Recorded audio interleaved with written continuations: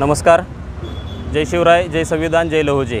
आज सांगली या ठिकाणावरून आम्ही सर्व सकल मातंग समाजाच्या वतीने अशी एक इच्छा व्यक्त करतो की महाराष्ट्राचे लाडके नेते आदरणीय देवेंद्र फडणवीस साहेब यांनी मुख्यमंत्रीपदी कारभार स्वीकारावा अशी सकल मातंग समाज सांगली जिल्हा व महाराष्ट्र राज्याच्या वतीने आमची इच्छा आहे।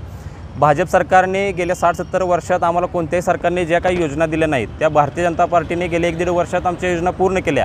त्यामध्ये अबगड वर्गीकरण असेल, आरटीची स्थापना असेल, आद्यकांतगुरू लहुजी वस्ताद साळवे यांचं स्मारक असेल, लोकशाहीर अण्णाभाऊ साठे यांचं स्मारक असेल, तसेच सांगली जिल्हा औद्योगिक प्रशिक्षण संस्थेला अण्णाभाऊ साठे यांचं नाव देण्यात आलं। अशा बऱ्याच मागण्या मातंग समाजाच्या फक्त भाजप सरकारने महायुती सरकारमध्ये झाल्या आणि त्यामध्ये अग्रणी भूमिका ही फडणवीस साहेबांनी घेतली।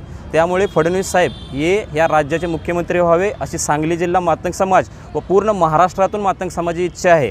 आणि आमच्या मातंग समाजाचा महाराष्ट्रातील बुलंद आवाज माननीय अमितजी गोरखे यांनी 31,000 किलोमीटर प्रवास हा 1.5 महिन्यात पूर्ण करून सर्व समाज एकत्र करून संविधानाचा नेरेटिव्ह जो होता तो क्लिअर केला व त्यामुळे भरघोस मतदान हे महायुतीला झाले।